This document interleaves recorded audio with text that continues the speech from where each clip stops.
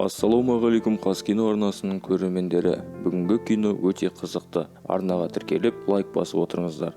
Бекки және оның сүйікті күйеуі Дэн және олардың досы Хантер жартасқа көтеріледі. Жігіт жас қыздарды базы бұзады, бірақ жартасқа көтеріліп бара жатқанда ұядан ұшып шыққан құстар оның бағытын бұзады және ол төмен түсіп кетеді. Жігіт сақтандыруға ілініп жартасқа жетуге тырысады, бірақ арқанның ұзындығы жетіспейді. Ол Беккиден позицияны ыңғайлы етіп тауып карабинді шешуді сұрайды. Қыз айтқанын орындайды. Күйеуі Дэн іс жүзінде жіпке жетті, бірақ сақтандыру бекіткіші тұра алмайды және ол құлап кетеді. Күйеуі Дэн сол жерде жардан құлап қаза табады.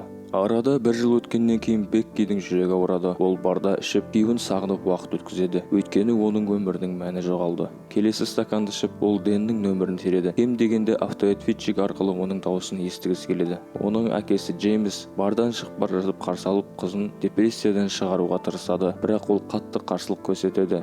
Ер адам оған, Дэн оның орнында болса, ол өзінің күш тауып, өмірін бұдан әрі жалғастырар еді деді. Бекки әкесінің сөздерін тыңдағысы келмей кетіп қалады. Ол үйіне күйеуінің қайтыс болғанына тағы да өкініп жылап отырады. Қыздың жалғыздығын Хантердің қоңырауы бұзады. Ол досына қолдау көрсету үшін қалаға келді. Қыз Беккидің өмірдің мағыналы болу үшін кем дегенде бір нәрсе жасайтын уақыт келді деп сендіруге тырысады. Ол тастанды Калипсо 67 теледидарының телевышкасын суреттерін көрсетеді. Оны көп ұзамай бұзады деп айтады.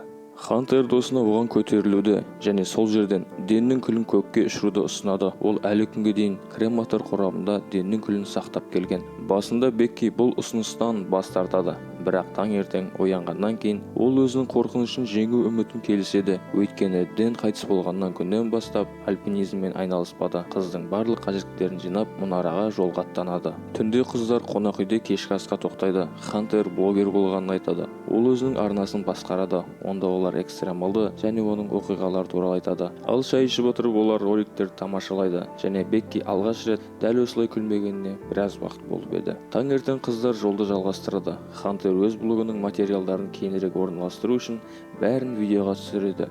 Олар құлыпқа жабылған қақпаға жетеді, ал қалған бірнеше шақырым мақсатқа дейін жаяу жүреді. Қаңырап бос қалған болат торлы мұнараның жалпы биіктігі оның шыңынан шамамен 600 метр, төмен жағы шамамен 15 метр. Цилиндрлік мұнаралар орнатылған теледидар таратқыштары, ал мұнара басында ұшқыштар оны көре алатындай етіп, жыл бойы қызыл сенсор жыпылықтайтын шам орнатылған. Бекки қаншалықты биікке көтерілу керектігін қарап абдырып қалады. Оның басқа жолы жоқ және қыз өзінің қорқынышын жеңуге келіседі. Қыздар өздерін қауіпсіздік арқандармен байлап алып, биіктікті бағындыруға барады. Көтерілудің көп бөлігі ішкі сатылармен өтеді. Содан кейін қыздар антенналар бекітілген бағананың жоғарғы жағындағы алаңға жету үшін сыртқы баспалдақта 60 метр өтуі керек. Хантер қорқыту үшін баспалдақта әдейі шайқаған кезде қорқыныштан Бекки досын айқайлап оған наразылығын білдіреді. Содан кейін Бекки металдың тырс еткен дыбысын естиді. Бұл құлаған болт еді, бірақ олар бұл дыбысты әзіл қалжыңмен байқамайды. Бекки қорыққаннан кері қарай түсетінін айтады, бірақ Хантер оған дүрбелеңге уақыт бермейді. Өйткені олар іс жүзінде мақсатқа жақын деп сендіреді. Бекки қорыққаннан кері қарай түсетінін айтады, бірақ Хантер оған дүрбелеңге уақыт бермейді. Өйткені олар іс жүзінде мақсатқа жақын деп сендіреді. Ақыры дос қыз кішкентай алаңға көтеріледі. Оның ортасында ұшқыштарды ескертетін қызыл шам бар. Қыздарға ашылған көрініс олардың алдындағы бүкіл штаттың алақандағыдай көрінеді. Хантер барлығын дронға түсіріп алу үшін іске қосады. Көтерілу содан кейін басқаруды досына тапсырады. Ол өзі осы уақытта Беккидің нервін шығару үшін екі қолымен темірге асылып тұрады. Қарап отқан біздің де нервіміз шықты. Содан кейін ол алаңға көтеріліп үшінші жағынан қыздарды ұсынады. Ал қыздар керемет кадрлар жасайды. Содан кейін олар Дэннің күлін алып, оны жерге шашады. Күйеуі мен досын жылы сөздермен еске алып, қыздар түсуге дайындалады. Бекки бірінші болып түседі және 1-2 сатыға түсе бастағанда баспалдақ карта үйі сияқты құлай бастайды. Хантер қызды құтқарып алады. Қатты шайқау кезінде артқа тартатын қауіпсіздік арқан ол заттармен бірге рюкзакты жоғалтады. Бірақ алғашқы минуттарда олар бұл туралы ойланбайды. Жағдайды бағалай отырып, досына тегіс бағананың астына түсе алмайтынын түсінеді. Бұл биіктіктен түсу мүмкін емес, ал ұялы телефондарды сет ұстамайды. Айналасына қарап олар металдарды көреді. Екінші рюкзакта онда тек бинокль мен сигналдық мылтық. Осы кезде Хантер Беккидің аяғының жараланғанын көреді. Жамбасын қатты кесіп тастағанын көріп, жгут жасағаннан кейін көйлегінің жасағанын сезбеді. Қыз оның жарасына қояды. Кейін олар Беккидің өмірі туралы сөйлескенде алысқа тыныш қарайды. Хантер барлығын бейнеге түсіреді және осы сәтте данышпан идеялар ойға келеді. Хантер арнасын теріп телефондарды жіппен байлап, оны төмен түсіреді. Осылайша сет ұстап қалар дейді. Кейін олар телефонды телефонды төмен түсіруге шешім қабылдайды, бірақ сет ұстамайды. Кейін олар телефонды төменге түсіру керек екенін түсінеді. Осы кезде телефон жерге түскенде сынып кетпесін деп оны бюстгальтермен, шұлықпен, етікпен қорғағаннан кейін қыз көмек күтуден басқа ештеңе қалмайды. Бекки Хантердің аяғындағы татуировканы көреді. 143 және Дэн ешқашан мен сені сүйем деп айтпаған, тек сарындарды қолданғанын есіне алады. Сөздердегі әріптер санын білдіретін, бірақ ол ештеңе сұрап үлгермейді. Өйткені Хантер дүрбісімен адамды көріп, оларға айқайлай бастайды. Бірақ қыздардың барлық әрекеттері нәтижесіз, өйткені жел олардың айқайларын естіртпеді.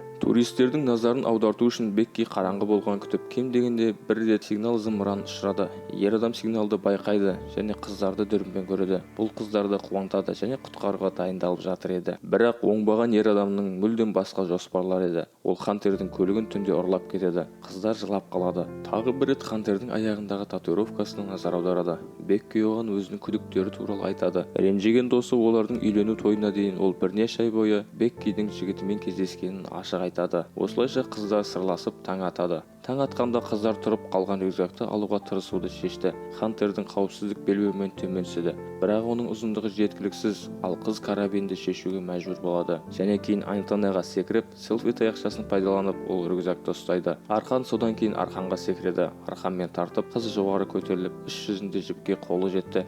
Бірақ ол рюкзакты ұстап үлгереді. Алақандары құлағаннан кейін арқанмен күйіп кетеді, сондықтан ол көтеріле алмайды. Барлық күштерін жинап, Бекки оны рюкзакпен бірге шығарады. Ал қорқыныштан кейін демалғаннан кейін достар дрон туралы еске түсіреді. Олар дронға арнап жазба жазады және оны құрылғымен бірге қонақ үйге жібереді. Бірақ құрылғының заряды аяқталады. Осылайша қыздар тағы да абдырып қалады. Түн болып қыздар ұйықтайды. Бекки түсінде қорқынышты түстер көреді. Ол Хантерді жанынан таба алмайды. Басын бұрып қарағанда өлгенін көреді және оны лашындар жейді. Қорқынышты түстен сұмдықты оятып, қыз досының жақын жерде жатқанын көреді. Ол дронның батарейкасын қызылшам жанып тұрған тоққа қосады және оны түні бойы ұстап тұрады.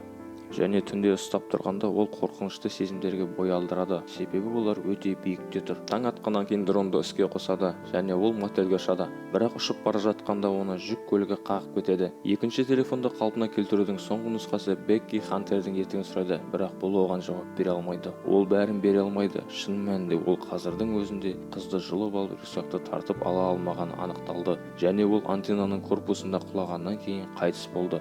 Бекки рюкзактың өзін ғана көтереді, ал оның миы досының қайтыс болғанын және қыздың жалғыз қалғанын түсінуден бас тартты. Оның түнгі қорқынышы бұл қабылдауды түсініп, жартылай есінен танып қалды. Қыз есін жиғанда құрбысы Хантердің өлгенін түсінеді. Осы кезде не істерін білмей, мұнараға тіреліп отқанда қыз ұшып келеді.